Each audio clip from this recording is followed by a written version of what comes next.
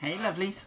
Okay, so welcome to today's video, which is going to be the build for our Ale-Guzzling Giant. So what I'm actually going to do is I'm just going to run through a couple of the little ancillary things first. What I also thought was a dead goat, which is a dead goat, but it's not actually like just food. Upon closer inspection, I saw that it had been stitched through from the neck down through to the navel, and then there's a bung in the mouth, suggesting that this is used as a water skin or an ale skin. So that's pretty cool. But yeah, there's a number of things here which can do with being put together first. So I've got a number of like accessories here that I'm gonna just go over. So this barrel of ale is going to get put together first. And then there's this cage. Now, although this is going to be empty on the Mini, what you also have is the ability to put our running figure into it.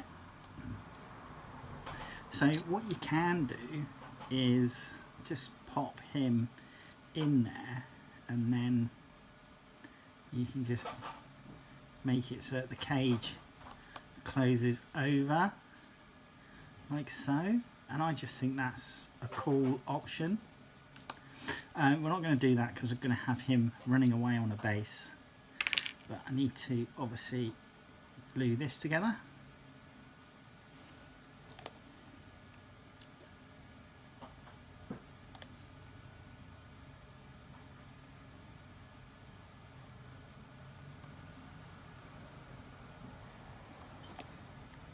And then on top, one there. One there. Excuse me. There and there. So that's going to be our cage. We then have our dead moo cow. And this is literally going to be two halves.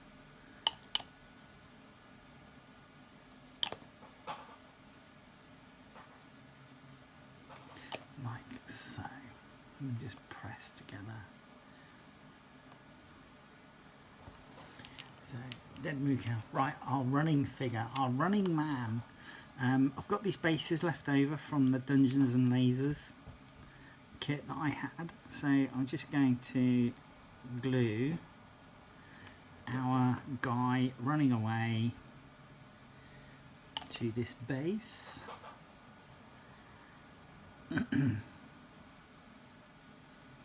And hopefully that will stick, because it is a very singular light contact point here. So literally just the toes on one foot.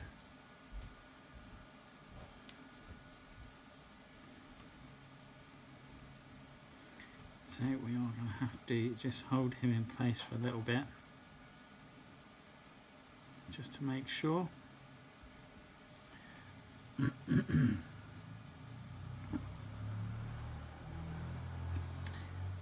I'm also going to stick our skeleton to a base, just so that he's his own separate little piece of scatter terrain. Right, so that's that guy done.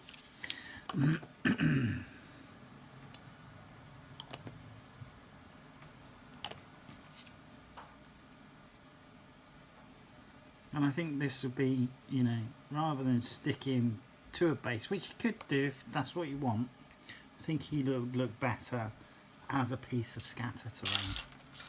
Right, so now we're going to come in with our giant body, and I mean, it's not the best seam line in the world, but it does mean that we can put some glue in, press it together, produce a little seam weld, and then hopefully smooth that out once it's fully cured. And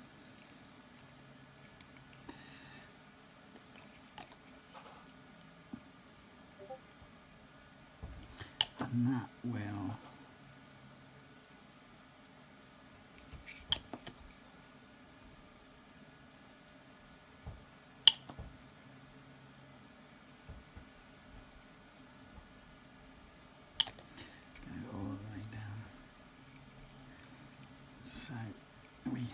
that. Then we have our butt and groin going together, and this is actually best served by either marrying up the two bits of like loincloth and skin underneath, or gluing the parts separately to the upper torso. So take your pick which way around you'd like to do it.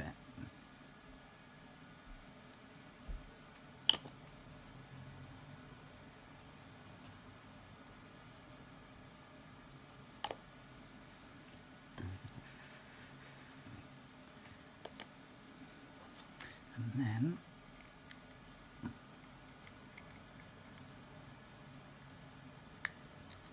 stick that in position like so.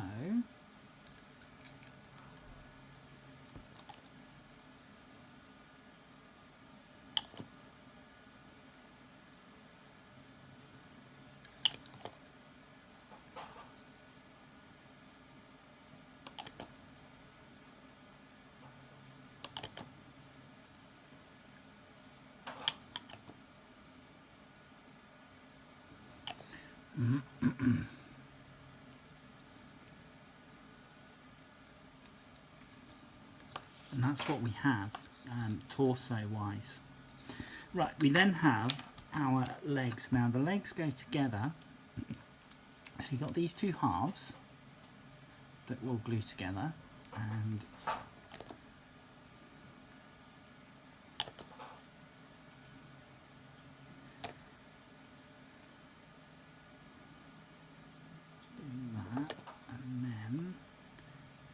come down on the outside on the rest.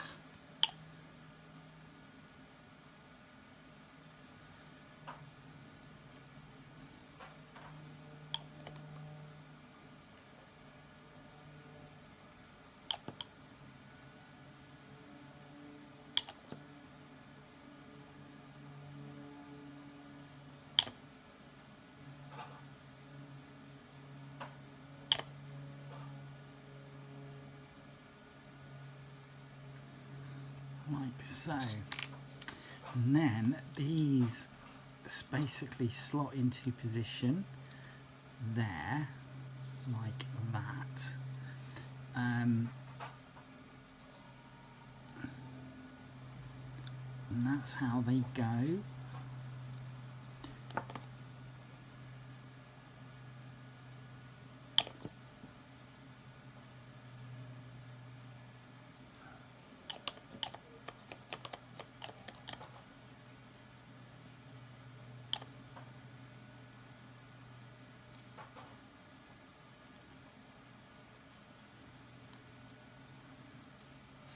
And then I'd already glued this one together, and again that's just going to go on like that.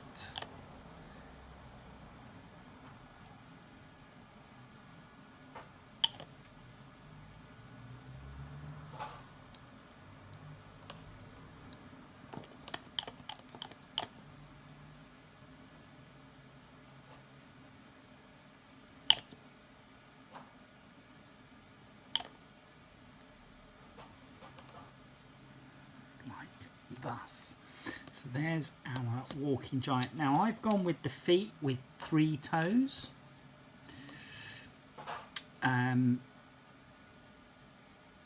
So we've got 1,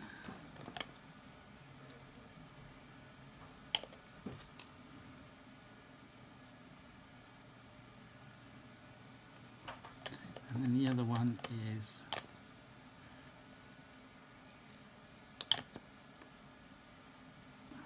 going in there. Okay. So that is our giant. Now, you get a choice of arms. And the question is, which arm do you want? So I'm just going to play about for a minute. So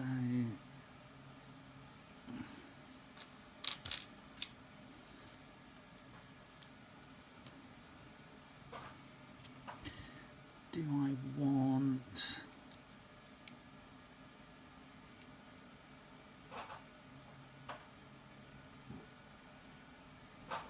Yeah, do you know what? I think that kind of works. I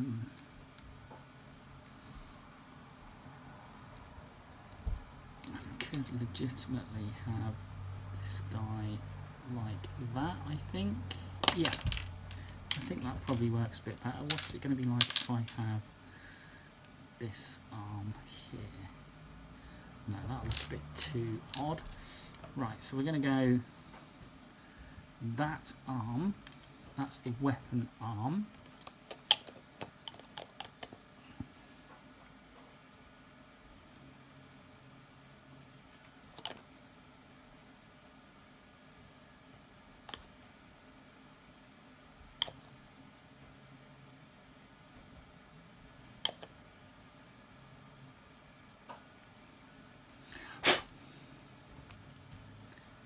So, and then this arm, where are we? Yeah, we went with that one, didn't we? That arm is the one that's going to go on there.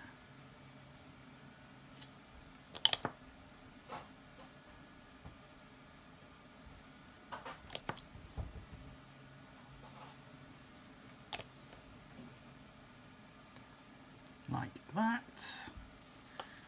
Okay, so, and then I think our guy is just going to be, I think probably a little bit like that. But before we do that, we have this piece of armour going on here.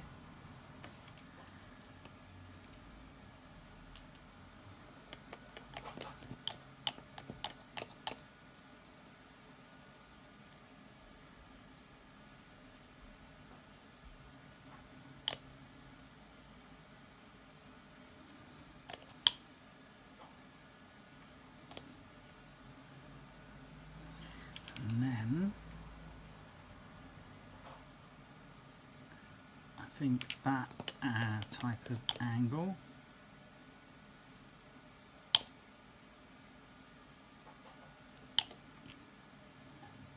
So obviously you need to make sure that you get your thumbs around the right way.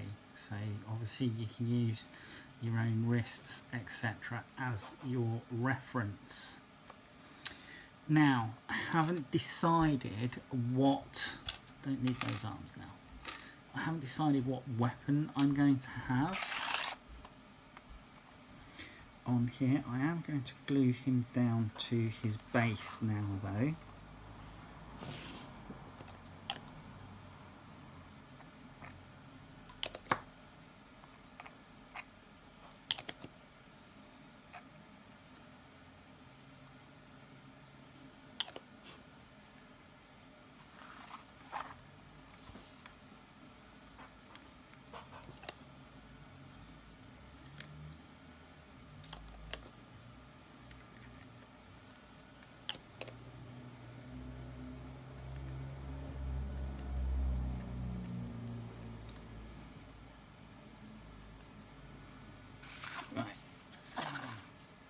What I'm actually going to do is, there's a squished grot here. Now originally I was thinking I'll give him his own little base, but what I might do is just stick him like there. So so that it shows he's been squished like so.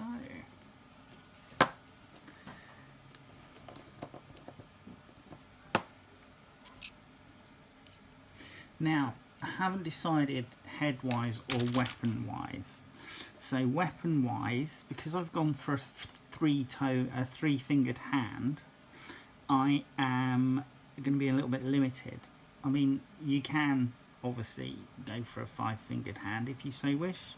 It doesn't have to be 3. Just because the other one was 3, you can turn around and say, well, you know, inbreeding.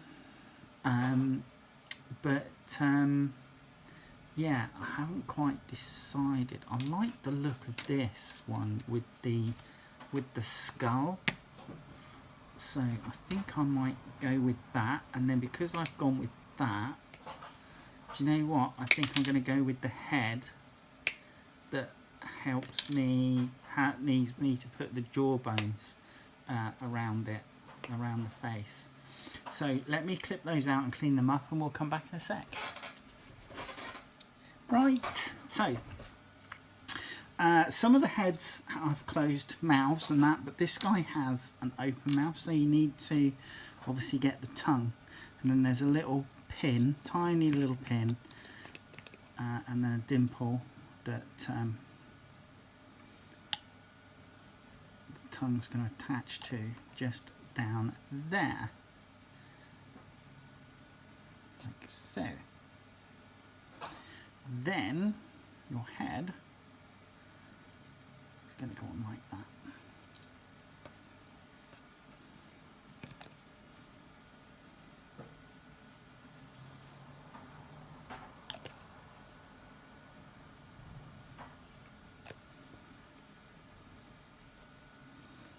Okay. Then we're going to come in with the jawbone, and the jawbone joins together. There's a pin here, tiny pin and hole there.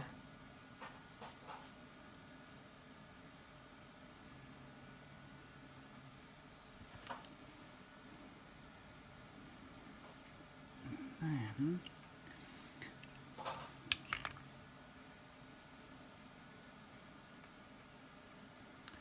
this is going to attach to the straps that are just by the ears. So one there, and then the other one. Let's try this again.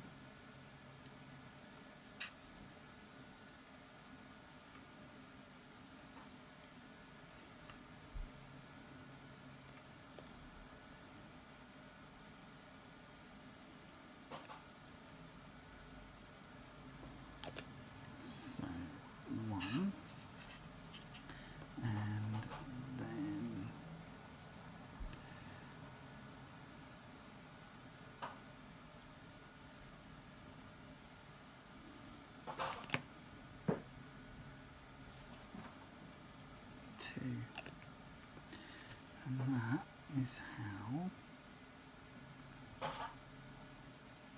that is attached to his face, like that. So once that's dried off a bit, I might just add in a little bit more glue to help make that like so. Right, then we have his, I'm going to use this one, this spiked mace with the skull on it because I like it, and that's why I've gone for the jawbone as well on the face, because I just think he'd like to accessorise in that way.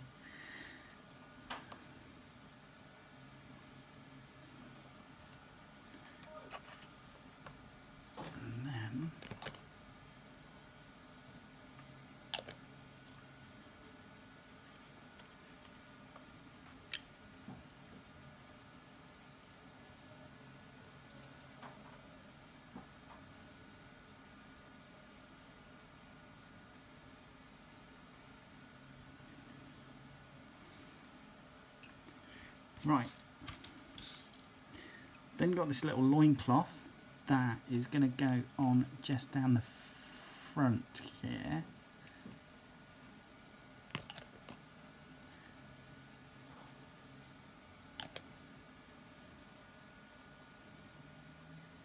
Like so.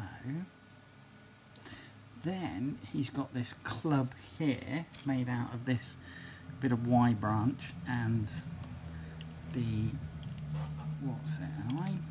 That's going to go just there.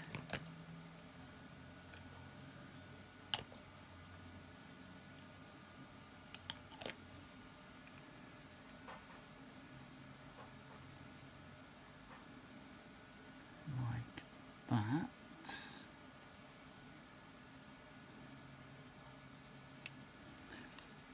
Then we've got a cow, and I'm going to put the dead cow on, and that is going to hang here. I'm going to hang that there.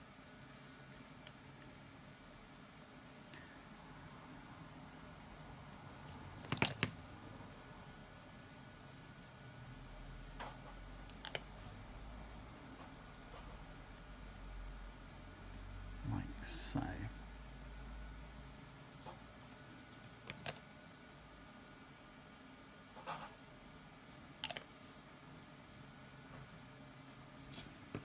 I'm just going to make sure that that is connected. And then the final thing I'm going to add on is his ale barrel, which goes on his backside around here. So I just need to try and work out. Right, so it's going to go that way because there's a motif on the front of the barrel. So I think it's going to go that way, and just trying to work out. I'm going to assume it's going to go about there.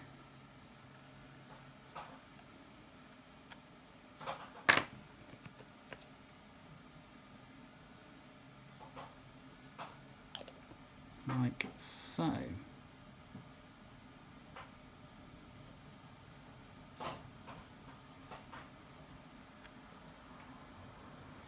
And whilst that's just on the leg there, I'm going to try and see where it makes contact and add some glue to those parts.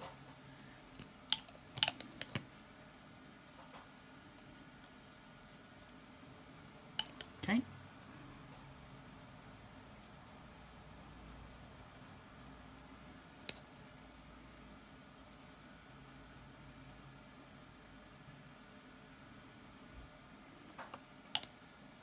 Right.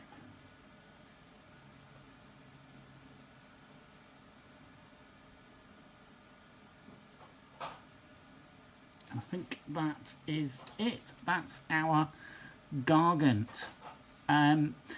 The arrows that are on the sprue, you can clip those, and if you want to have some of those embedded into your Gargant, you could do. Just cut the arrowhead off, you know, or even have them like stuck into the ground. You can, if I didn't have this fella in the hand, I could have the cage in the hand, because there is an option to do that. You know, you've got this pitchfork here which can be glued to the base. I've got the grot on the base, and so we've got our signpost and our little villager running away. So there you go. Hopefully you'll join me in the next video. Alright, take care. Bye bye.